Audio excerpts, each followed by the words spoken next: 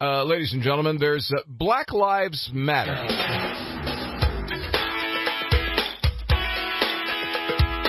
Actually, they don't matter any more than anybody else's.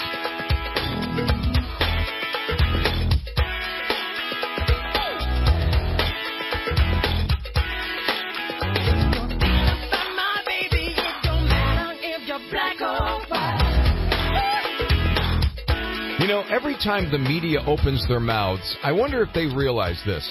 Every time they open their mouths, America hates them even more. Do you think they even understand that? What a guy on CNN last night, a reporter on CNN saying that he was shocked at Trump's lack of empathy. He didn't show enough emotion. We'll get to him also on the way. David Hookstead is responding to a story that we had last week. Some are suggesting that white people should give up their property in the name of equality, and I promise you that I'll never agree to participate in that garbage. Well, of course, then again, when you take the Consumer Financial Protection Bureau or Board or whatever they are under Richard Cordray, and then the Justice Department under Eric Holder, actually, you were giving up your money in the name of reparations. That's exactly what that whole scam to Mau Mau banks was all about. Thomas Perez was part of it, too. Big part of it.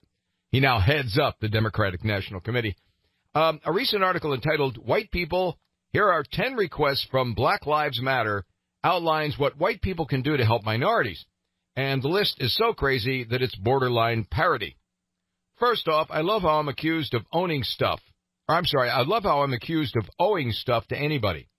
The author says, I'm 25 years old. I've never owned slaves, and as far as I know, neither did any of my ancestors.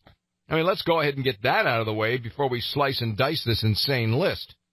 Here are some of the craziest requests. White people, if you don't have any descendants, will your property to black or brown families, preferably one that lives in generational poverty. First of all, if they live in generational poverty, how are they going to take care of the house and pay the taxes? Just saying, you know. And second of all, who invented generational poverty? That's right, Lyndon Johnson, Democrat, invented it when he implemented the Great Society programs, which have done exactly that, created generation after generation of people who are being paid to stay stupid and poor.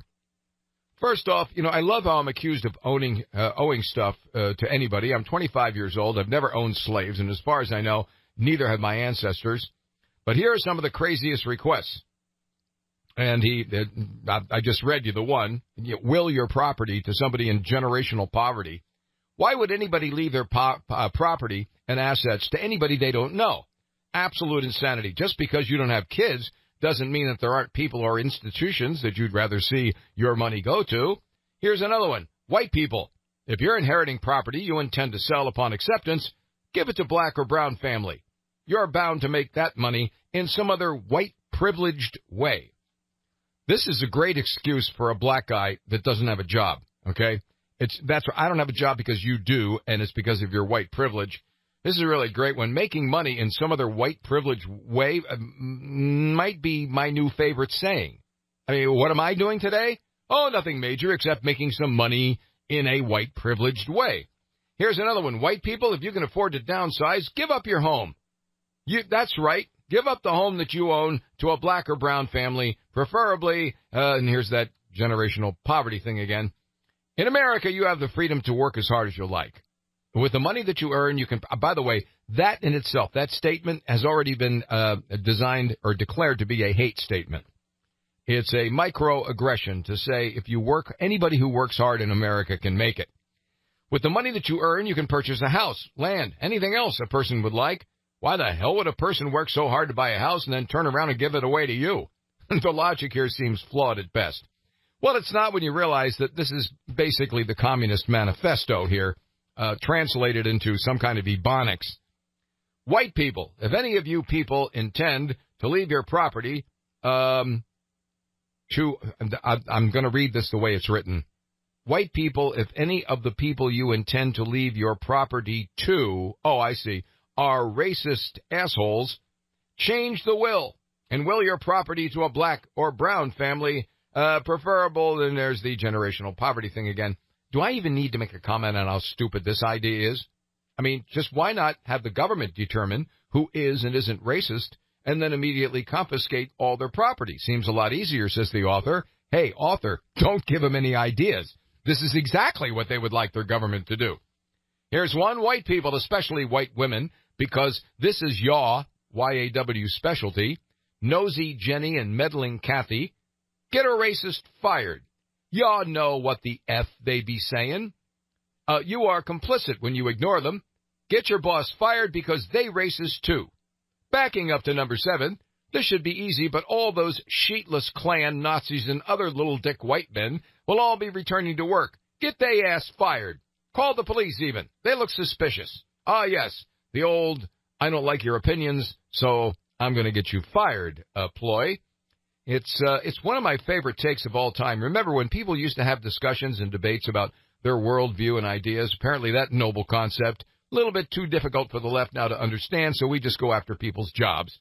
Certainly getting somebody fired is the greatest way for them to understand the error of their ways and learn something new, and I doubt they would have any bitterness at all, right? Right.